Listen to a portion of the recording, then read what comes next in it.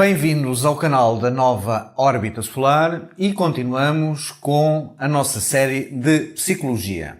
Falámos no vídeo anterior sobre a importância da educação na criança, na pré-adolescência e na adolescência. Hoje vamos falar de alguns erros generalizados na educação atual.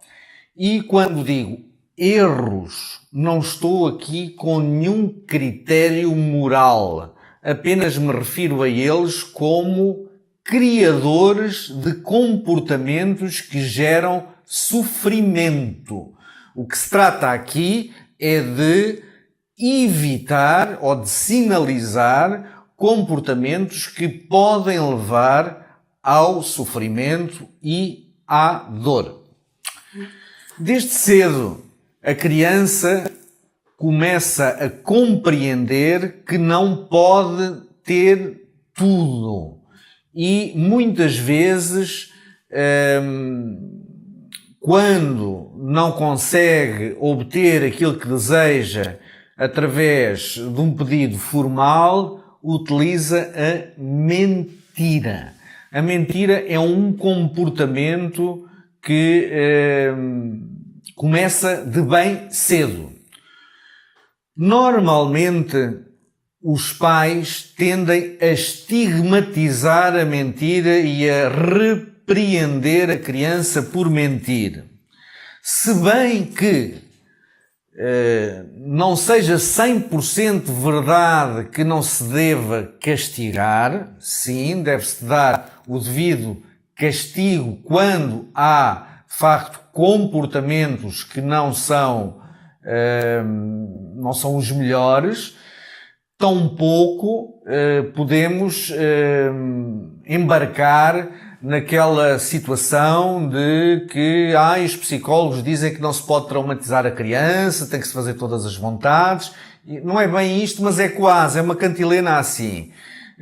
E acaba a criança depois por chegar à vida de adulta e não consegue lidar com a vida que lhe causa dor e que não responde aos seus desejos. Normalmente, dizemos popularmente, os pais puseram um caminho de rosas na educação daquela criança e ela chegou à adulta, encontrou um espinho e não se soube defender. Portanto, a educação tem que refletir aquilo que a criança vai encontrar na sociedade, mas também não pode ser demasiado severa. No caso da mentira, há que fazer compreender a criança que tudo o que leva à falsidade, tudo o que leva à inverdade, acaba sempre por gerar sofrimento e acaba sempre por gerar dor, tanto nela própria como nas pessoas que são alvo dessa mentira. E, normalmente, por trás desta mentira está um capricho que a criança tem que, a maior parte das vezes, é adquirido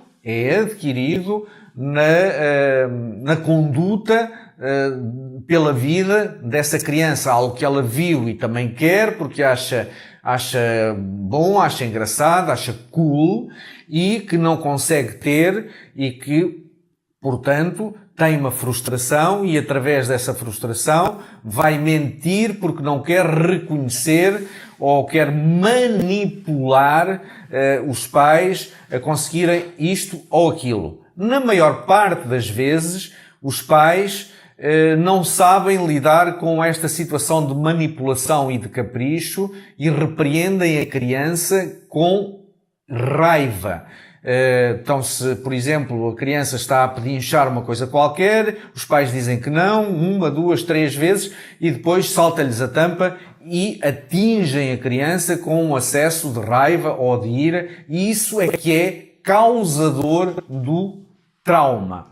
Eu sei que isto é mais fácil de dizer do que fazer, mas os pais têm que estar preparados para lidar com estas circunstâncias sempre com amor. E amor significa amor no apoio e amor no castigo, porque muitas vezes castigando uma criança, não fisicamente, mas dando outro tipo de castigo, privando-a disto ou daquilo, é difícil para o pai ou para a mãe ver a criança a sofrer.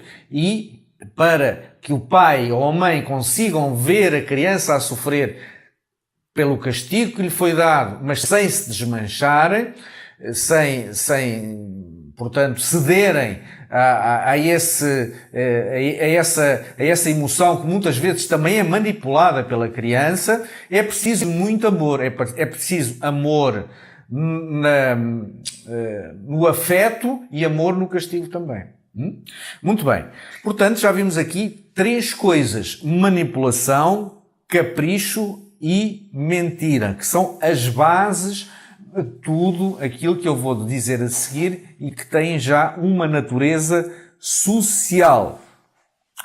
E esta natureza social tem a ver com estereótipos de comportamento na sociedade que também são considerados normais e que estão muitas vezes relacionados com a pressão da sociedade de consumo e que levam a erros, ou seja, comportamentos que causam dor. Atenção, quando eu digo erros, não se trata aqui de qualquer moralidade. Trata-se de comportamentos que vão dar origem a dor e sofrimento da criança e dos pais. Os grupos que existem nas escolas, nos liceus, e os estereótipos desses mesmos grupos são muito comuns hoje em dia e também certos comportamentos que são considerados normais no desenvolvimento da criança. Por exemplo, nos grupos, já na escola, nos primeiros graus, existe o antissocial. Por exemplo, aquela criança que teve já uma educação ou um caráter muito difícil, torna-se antissocial. E esse comportamento perante os colegas é considerado como, é venerado. É aquele que é capaz de enfrentar a ordem, digamos assim, o elemento repressivo que é o professor, que é o auxiliar, que é seja quem for, que está na escola. Portanto, aquele que é antissocial é considerado pelos colegas. Existe esta cultura do antissocial. É um tipo de grupo. E essa pessoa tende, ou esse jovem, ou essa criança, tende a adotar comportamentos que se enquadram naquele estereótipo de grupo e vai, por afinidade, juntar-se a outros que têm esse mesmo comportamento. Também o desafiador, aquele que, não sendo antissocial, está sempre a tentar desafiar a autoridade, desafiar o professor, desafiar o colega, para se sentir superior, para sentir que não é afetado. Quer o antissocial, quer o desafiador, são comportamentos que já tiveram origens em traumas e complexos na infância. E, portanto, são formas da pessoa lidar, criando essa muralha de proteção à sua volta, que mais tarde se vai repercutir na idade adulta, no mundo social e profissional. Portanto, os pais que estejam atentos a estes comportamentos e às companhias com os quais a criança ou adolescente se dá. Depois existe aquele que vive na moda. É uma das principais preocupações dos pais, criada por esta sociedade de consumo perturbada. Não podem ser uma mochila qualquer, não pode ser umas sapatilhas quaisquer, tem que ser aquilo que tem a marca, aquilo que tem a moda, aquilo que os outros usam. E isto é instigado pela sociedade de consumo. E conseguir contrariar esta tendência é muito difícil, principalmente se os pais já têm esse tipo de comportamento, esse tipo de superficialidade face àquilo que são as modas, considerar-se superior por ter umas sapatilhas de marca. E depois o problema não é só esse. É que a criança que não tem as sapatilhas de marca pode ser vexada, pode ser traumatizada pela outra. Preparar uma criança, como eu já vi em alguns casos, uma criança que estava a chorar, e foi-lhe perguntado porque é que ela estava a chorar, e a muito custo ela respondeu: eu fui ridicularizado porque não tinha sapatilhas de marca. E era uma criança que até era boa naquele desporto, que era basquetebol, e que estava a ser, portanto, vítima de bullying por outro que, por ter mais dinheiro, ou os pais terem mais dinheiro, não tinha as sapatilhas de marca. Essa criança, se não for devidamente acompanhada, ela vai criar naquele momento um trauma que depois, numa vida adulta, ela vai, por exemplo, espezinhar outros no mundo empresarial para conseguir ter mais do que o vizinho, mais que o competidor, para nunca mais ser espezinhado por outro que tenha mais que ela. E todo o seu comportamento, e é capaz até de renegar a própria família, de não dar a educação correta aos filhos, por causa desse núcleo traumático que criou nesta altura da vida. Portanto, muita atenção a esse que vive dessa coisa estranha que a sociedade de consumo provoca para criar vendas, que é aquele grupo das pessoas que vivem na moda. E depois há os que não vivem na moda, que não têm dinheiro, não podem ir para aí. E, portanto, esses têm cuidado. E os que vivem na moda, mais tarde, a vida pode não lhes dar isso, porque são demasiado protegidos, e então vão ter problemas também. Portanto, tanto um como o outro são comportamentos que dão origem a sofrimento. Por isso é que eu digo que estão errados. Não digo que estão errados por uma questão moralista ou por uma questão de sociedade de consumo, ou seja, do que for. Depois há o desportista. Há aqueles que vivem, portanto, que se querem considerar os melhores porque são desportistas, porque são... Isso acontece muito nos Estados Unidos, inclusivamente esse comportamento é incentivado lá, porque as competições, outra vez, entre as escolas vão dar visibilidade a essa escola que vai atrair mais alunos e faturar mais. Está sempre associado, portanto, ao consumo, ao vencer os outros, porque quando há um que ganha, há sempre um que perde. E é isto que a maior parte das pessoas não vê. Eu quero que o meu filho seja um vencedor, eu quero que ele ganhe as competições de futebol ou de basquete, ou seja do que for, mas há o outro sempre que perde. Portanto, uma coisa equilibra a outra e em termos sociais o resultado é neutro. É neutro. Competir de uma forma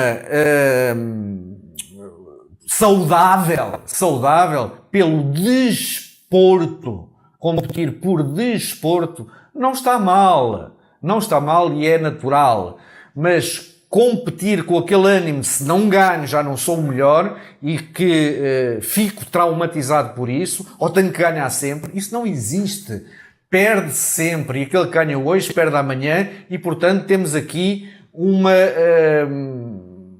resultado neutro e que leva a criança a querer sempre esmagar o outro. E quando se esmaga, vai sempre ser esmagado. É a lei do pêndulo, é a lei dos opostos, é a lei do retorno. Isto é uma lei cósmica, não fui eu que a fiz. O cosmos é assim. Portanto, este comportamento não levado aos extremos, o desporto está bem, porque devemos fazer exercício físico, mas quando se trata de excesso de competitividade, vai gerar problemas no futuro. Depois existe o grupo dos marrões ou dos concentrados. São aqueles que passam a vida a estudar, não podem fazer desporto porque a sua natureza física não o permite ou não gostam, formam outro grupo completamente à parte. São aquelas crianças certinhas que muitas vezes acabam até por mais tarde serem profissionais mais bem-sucedidos do que os primeiros, do que os desportistas. Porquê? Porque estudaram mais e, portanto, têm mais possibilidades no mundo empresarial, num país que tenha capacidade para os absorver, que não é o caso de Portugal, é o caso dos países desenvolvidos. E muitas vezes essa criança vai ter até que emigrar ou então que trabalhar e não saber fazer mais nada senão isso. Portanto, este comportamento também não está bem.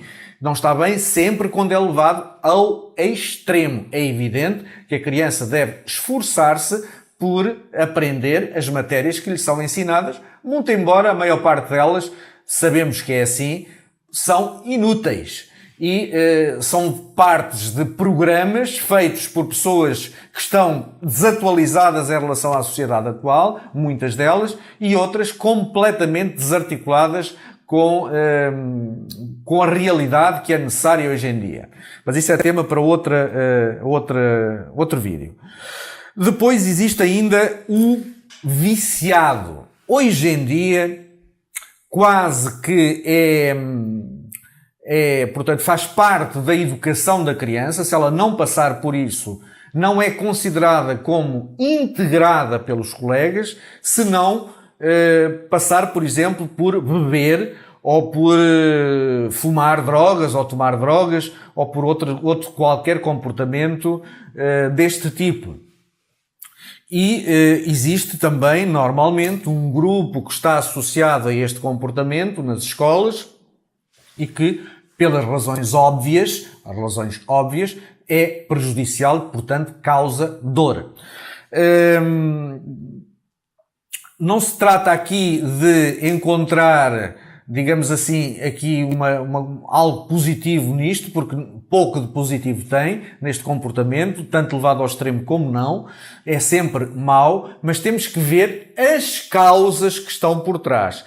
Será que a verdadeira natureza dessa criança está a ser, portanto, está a ser compreendida pelos pais e está a ser satisfeita através da educação para ela, da educação que lhe é dada na escola e da educação que lhe é dada em casa, para ela ter esses comportamentos de fuga? Ou será que eu tenho que dar uma atenção diferente porque se trata de uma criança diferente que tem necessidades intelectuais ou espirituais diferentes? Porque muitas vezes o comportamento de fuga relacionado com as drogas e com o álcool está relacionado com uma vocação espiritual que não está a ser devidamente preenchida.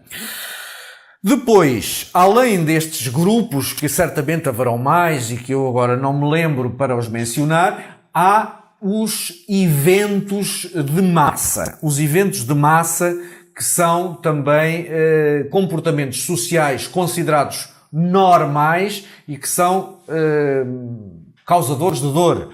Por exemplo, os caloiros e as praxes. Está mais que visto, pela história recente, infelizmente em Portugal, que esses comportamentos não levam a nada e não têm nenhuma razão de ser, a não ser as próprias repressões que aqueles que já não são caloiros tiveram quando caloiros e que se querem, entre aspas, vingar nos colegas. Não se trata aqui de integração social de tipo nenhum, porque trata-se muitas vezes de comportamentos totalmente desviantes, de fazer beber pessoas até cair, de fazer coisas estranhas, fazer coisas normais, brincadeiras que são saudáveis até um certo ponto. Até acho que isso seja positivo no sentido que leva a algum desenvolvimento, mas no sentido único de espezinhar, de mesquinhar,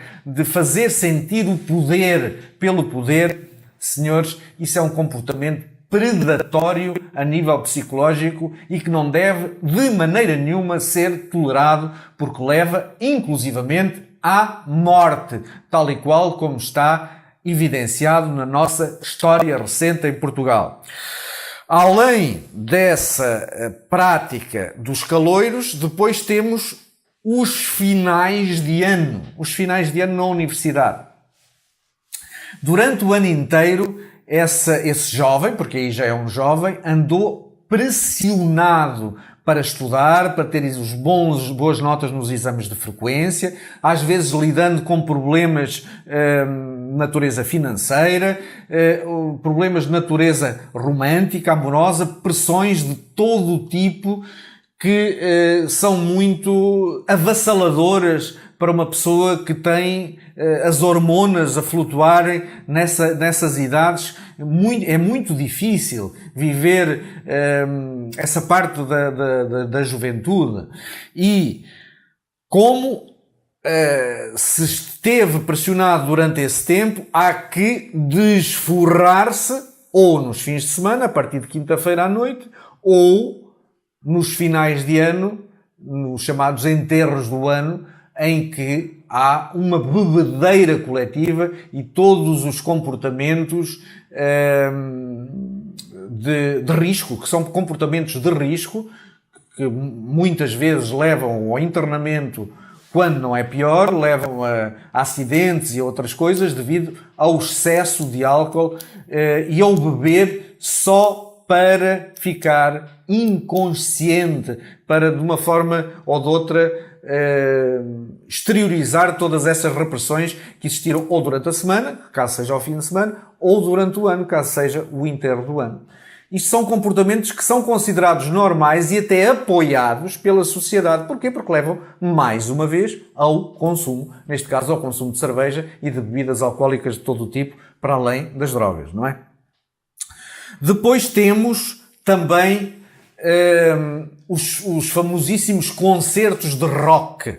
Os concertos de rock são outra forma de fuga. Porquê? Porque nessa altura o estudante ou o jovem vai para fora da sua zona de conforto e para a sua zona de proteção e supervisão parental, ou seja, de que tipo, para outro sítio, e acaba por, na maior parte das vezes, nesse tipo de eventos, beber em excesso, já para não falar noutras coisas, ter comportamentos promíscuos a nível sexual, porque muitas vezes são reprimidos quando está em estado normal. Há muita gente, há muitos jovens, tanto o sexo masculino como o sexo feminino, que ao não terem a capacidade de se relacionar de forma saudável uns com os outros, só sob o efeito do álcool ou das drogas conseguem desinibir-se ao ponto de satisfazerem as suas necessidades sexuais. Isto é um comportamento relativamente frequente e considerado algo normal entre os jovens. Portanto, todas estas formas de vida que se, portanto, propagam através da sociedade de consumo são precursoras de problemas, de dor, de acidentes, de situações que causam traumas, mais uma vez, e que fazem parte da forma, portanto, da copa da árvore, desse comportamento normalmente visível que está à superfície da psiquis. É importante que os jovens hoje em dia percebam que os jovens, e não só, as crianças também, porque infelizmente isto começa muito cedo, percebam que estes não são comportamentos normais nem equilibrados para um ser humano. São comportamentos que geram desequilíbrio, são comportamentos que tarde ou cedo geram consequências. Isso significa dor, isso significa sofrimento. Portanto, de momento é tudo e vejo-vos no próximo vídeo. Muito obrigado.